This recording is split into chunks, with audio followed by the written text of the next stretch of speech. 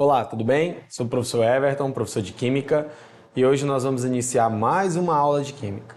Na aula de hoje, nós vamos falar sobre o cálculo estequiométrico, como as relações de massa, mol, volume, número de moléculas afeta o nosso dia a dia.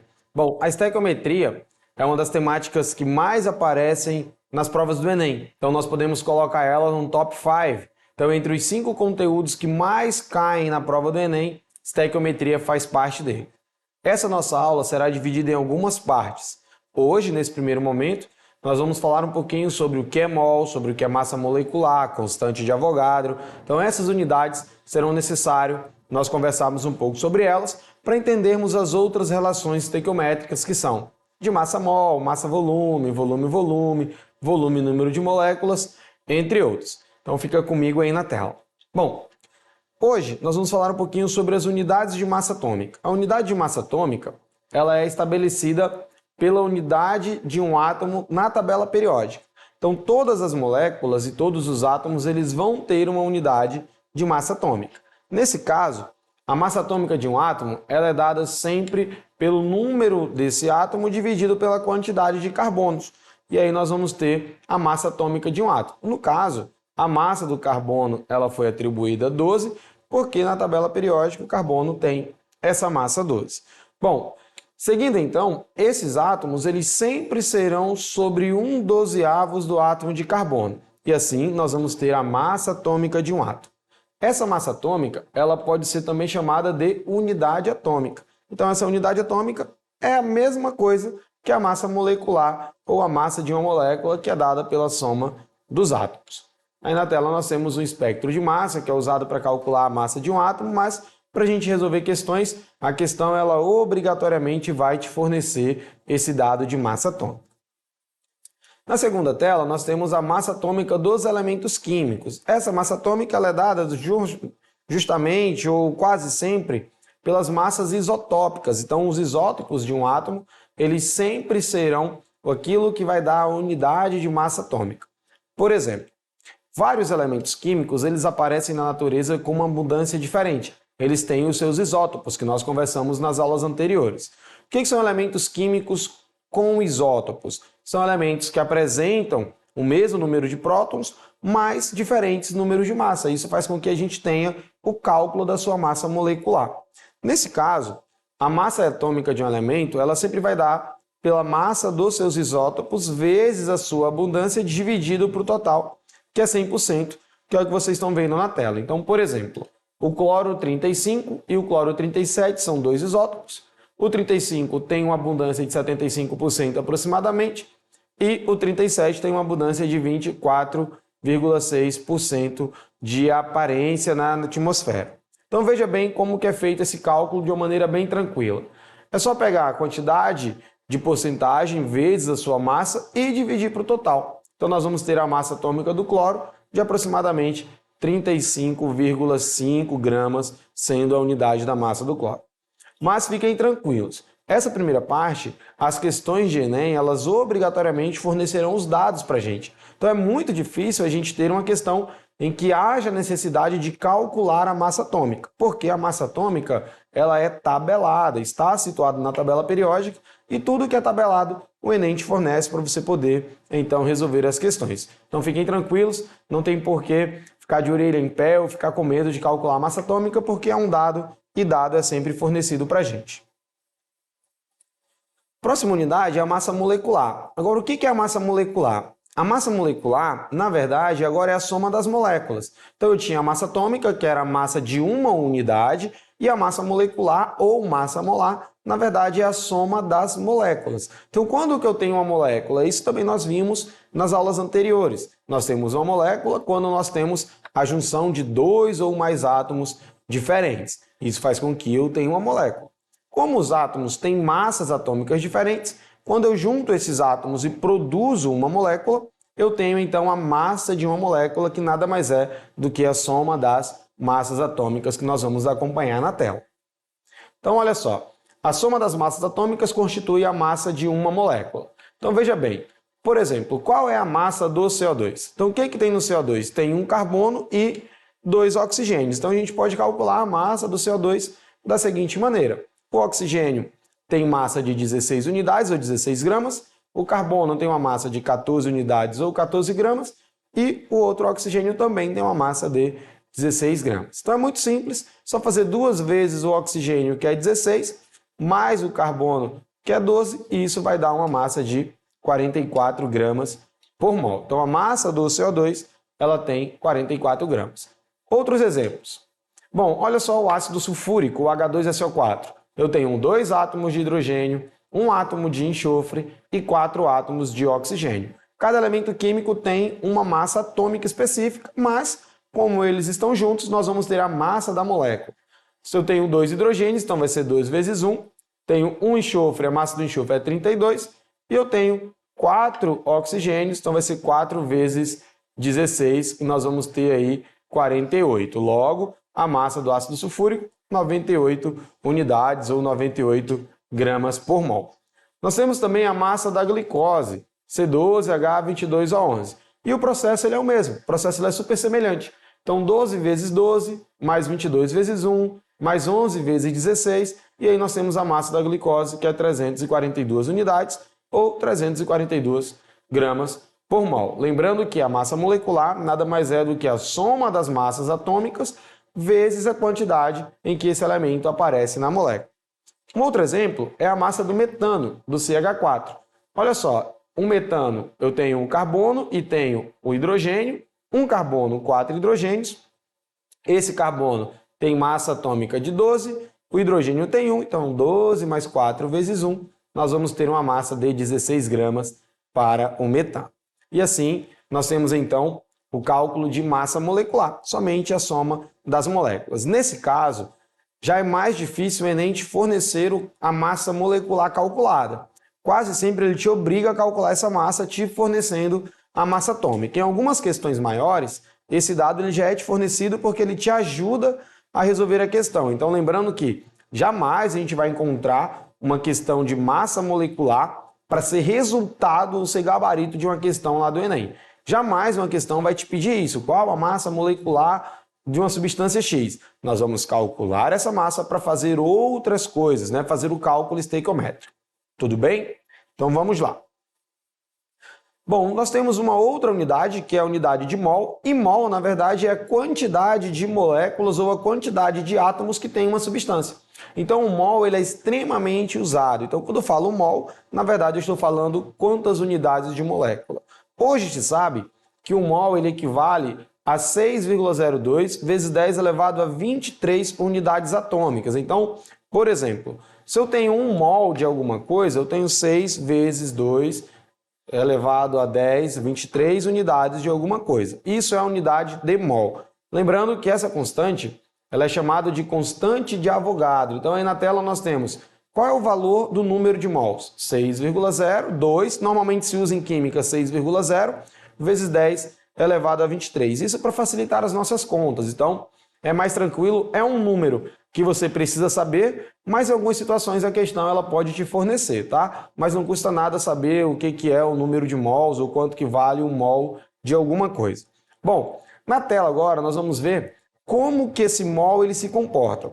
Vale lembrar que o mol ele serve para quantidades atômicas, quantidades moleculares ou quantidades de substâncias. Lembrando que 1 mol sempre equivale a 6,02 vezes 10 elevado a 23 unidades. Bom, então como que funciona isso quimicamente falando? Olha só, eu tenho 1 mol de átomos de carbono, então eu tenho 6,02 vezes 10 elevado a 23 átomos de carbono.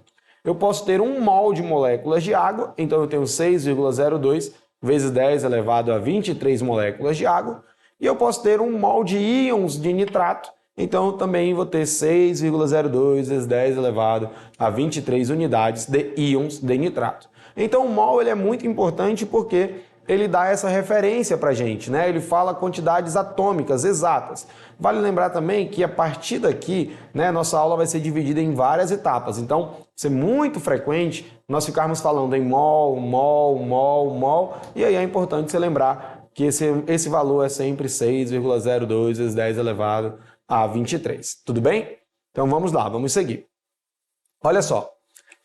Nós temos também Aí na tela, agora a massa molar. A massa molar, ela é basicamente a mesma coisa que a massa molecular. A única diferença é que a massa molar, ela vem agora em gramas por mol. Olha só como é simples. Então a massa molar, ela tem a unidade de gramas por mol. Significa dizer que uma determinada grama vai ter uma determinada quantidade de mols. Então, por exemplo, se eu tenho 10 gramas por mols, significa dizer então que em 1 grama eu vou ter 10 mols. Tudo bem? Então vamos lá, olha só. Como funciona? Eu tenho a massa molecular do CO2, que é 44 unidades ou 44 gramas, e a massa molar, que é a massa da molécula do CO2, é 44 gramas por mol. Isso significa dizer que em 1 mol de CO2 nós temos 44 gramas. Já para a massa molecular do cálcio, o cálcio tem uma massa molar de 40 unidades ou 40 gramas e a massa molecular ou molar do cálcio vai ser 40 gramas por mol. Então significa dizer que em 1 mol de cálcio nós temos 40 gramas. Lembrando que 1 mol ele é 6,02 vezes 10 elevado a 23. Então quando eu falo do cálcio, eu posso ter 6,02 vezes 10 elevado a 23 unidades de cálcio, equivalem a 40 gramas, porque são conversões molares, tudo bem? Então vamos lá.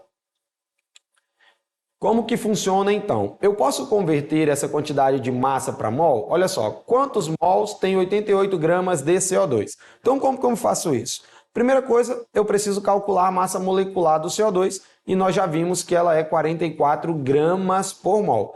Com isso, é necessário fazer uma leitura. 44 gramas por mol significa dizer que 1 mol de CO2, uma molécula de CO2, tem exatamente 44 gramas. O nosso probleminha é, quantos mols tem 88 gramas de CO2? Eu sei que parece muito direto, mas a gente precisa fazer então uma regrinha de 3. A palavra-chave da estequiometria é regra de 3. Vocês vão ouvir muito eu falar por aqui regra de 3. Faça uma regra de 3 simples, faça uma regra de 3 simples. Então a estequiometria ela se resolve sempre por regra de 3. Então vamos lá. Como que fica então? Nós vamos ter ali a massa molecular 44 gramas por mol, então a gente precisa montar uma regrinha de 3. Como? Muito simples, 1 mol de CO2 tem 44 gramas, então quantos mols terão 88 gramas? Está multiplicando, eu passo dividindo, então o CO2 tem 2 mols de CO2. Então 88 gramas tem 2 mols de CO2. Claro que a gente poderia fazer isso também de uma maneira mais direta. Como? Eu sei que 44 gramas de CO2 tem 1 mol, logo 88 gramas terão exatamente 2 mols. Também é assim, também funciona pelas leis ponderais, que a gente vai conversar nas próximas aulas. Então fiquem tranquilos que essas proporções estequiométricas nós ainda iremos conversar. Mas para se resolver dessa maneira, com uma regrinha de 3 simples, a gente consegue. Esse número de mols, ele também pode ser dado por uma fórmula, onde N é igual a Mzinho sobre Mzão. O que é o N? É o número de mols, o Mzinho é a massa em gramas e o Mzão é a massa molecular. Então veja, eu tenho ali a massa em gramas, que é 88, sobre a massa molecular, que é 44. Quando eu faço essa divisão, eu vou ter exatamente 2 mols. Aí eu tenho, então, a quantidade de mols para 88 gramas. Então, como eu falei anteriormente, se eu tenho 44 gramas por mol, 1 mol tem 44 gramas, lógico que 2 mols terão 88 gramas e vice-versa. Então, essas relações estequiométricas nós ainda iremos conversar nas aulas futuras. Então, vamos lá. Seguindo. Essa questãozinha da tela, vocês podem encontrar no livro 1 do livro do Enem. Ela está lá na página 154 e ela diz o seguinte para a gente. O brasileiro consome, em média, 500 mg de cálcio por dia, quando a quantidade recomendada é o dobro. Uma alimentação balanceada é a melhor decisão para evitar problemas no futuro, como a osteoporose, uma doença que atinge os ossos. Ela se caracteriza pela diminuição substancial de massa óssea, tornando os ossos frágeis e mais suscetíveis a fraturas. Então vamos ao comando, olha só. Considerando o valor de 6 vezes 10 elevado a 23 mol por litro para cada constante de Avogadro e a massa molar do cálcio igual a 40 gramas por mol, qual a quantidade mínima diária de átomos de cálcio a ser ingerida para que uma pessoa supra suas necessidades? Bom, olha que questão interessante. Essa questão é uma questão de Enem. ela traz para a gente uma quantidade de miligramas, né, que uma pessoa saudável ingere 500 miligramas, mas o ideal é ingerir o dobro. Então, se ingere 500 miligramas, o ideal é que essa pessoa faça a ingestão de pelo menos 1000 miligramas, né? E a gente vai já ver isso na tela. Também me forneceu a quantidade de mols, a constante de Avogadro, 6,0 vezes 10 elevado a 23, e também me deu uma informação mais importante, que é a massa molecular do cálcio, que é 40 gramas por mol. Então, partindo daí, eu já consigo fazer algumas leituras. Então, vamos lá na resolução. O primeiro passo é fazer a conversão da unidade de grama. Então, a questão diz que a pessoa ingere 500 miligramas, mas ela necessita ingerir o dobro. Então, o dobro de 500 miligramas é 1000 miligramas, que a gente convertendo para grama. Por que precisa converter para grama? Porque a unidade de massa molar é grama por mol. Então, precisa sim converter para grama. Convertendo para grama, nós vamos ter aí, então, 1 grama de cálcio sendo ingerido pela pessoa, isso em quantidades ideais. O segundo passo é montar a regra de 3. Lembra que eu comentei que a estequiometria ela nada mais é do que uma regra de 3. Então, montando a regra de 3, nós vamos ter o seguinte, 1 mol de cálcio ele equivale a 40 gramas, logo, nós vamos ter uma quantidade molar de 6,02 vezes 10 elevado a 23. Por quê? A massa molar do cálcio é 40 gramas por mol, então eu sei que 1 mol tem 40 gramas. Mas eu também sei que 1 mol tem exatamente 6,02 vezes 10 elevado a 23 unidades de moléculas, que é o que a questão quer saber. Tudo bem? Então vamos lá, vamos organizar a nossa resolução.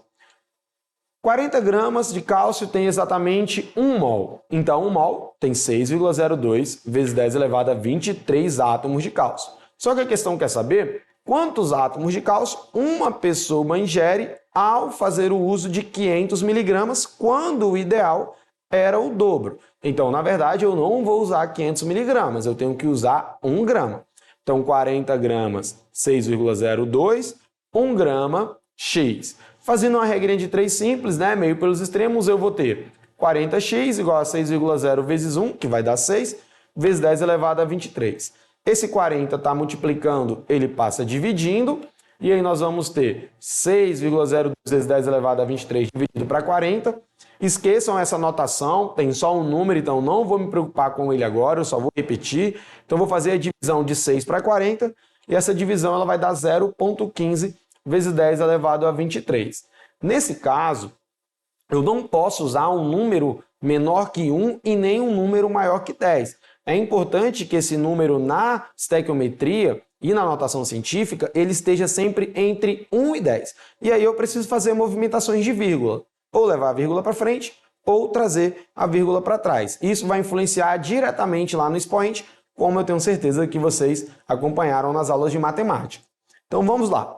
Nesse caso, eu tenho 0,15 vezes 10 elevado a 23, então eu preciso andar uma casa para frente, e isso vai diminuir o meu expoente. Então eu vou ter 1,5 vezes 10 elevado a 22 átomos de cálcio ingeridos por uma pessoa que faz a ingestão de 500 miligramas, né, o dobro, então faz a ingestão de 1 grama de cálcio diariamente. Tudo bem? Então, a nossa questãozinha, alternativa B.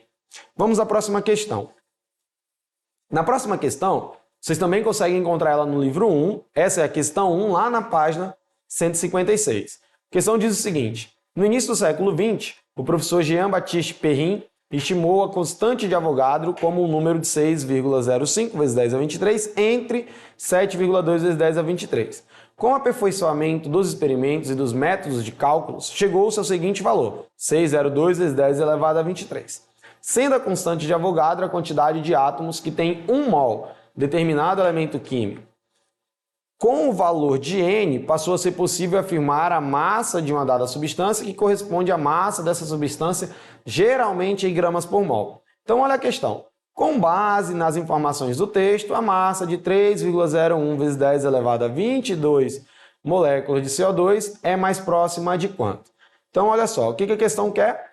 Qual é a massa de CO2 para quando eu tenho 3,02 vezes 10 elevado a 22 unidades de átomos?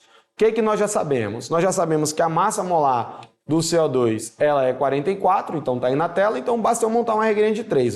44 gramas equivalem a 6,02, quantos gramas serão o que a questão está pedindo, que é 3,01. Então, faço a regrinha de 3. Multiplico, o que está multiplicando a letra passa dividindo, então nós vamos ter x vezes 602 vezes 10 elevado a 23 igual a 44 vezes 301 vezes 10 elevado a 22. Fazendo a multiplicação, 44 vezes 301, nós temos 132,44 vezes 10 elevado a 22. Aquele 602 que está multiplicando x, ele tem que passar dividindo, então ele passa dividindo, olha só, e essa divisãozinha, ela vai dar aproximadamente 22 vezes 10 elevado a 22 vezes 10 elevado a menos 23. Perceba que esse 10 elevado a 23 que está dividindo, quando ele sobe, ele tem que subir negativo. E aí as propriedades dizem o seguinte: bases iguais, repete a base e somos expoentes. Então eu vou ter 22 vezes 10 elevado a menos 1, já que é 10 elevado a 22 vezes 10 elevado a menos 23. A mesma situação, né? Eu não posso ter o valor entre menor que 1 e maior que 10. Então esse valor precisa estar entre 1 e 10. Então se faz necessário movimentar a vírgula. Nesse caso, eu vou andar a vírgula para frente, então o meu expoente ele vai diminuir. Então olha só, eu vou ter aí 2,2 gramas de gás carbônico. Essa é a nossa resposta. Também é a alternativa B, vocês podem acompanhar aí no livro. Então, pessoal, nossa aula de hoje foi essa. Muito obrigado por ficarem até aqui. Para essas e outras aulas, acessem a nossa plataforma.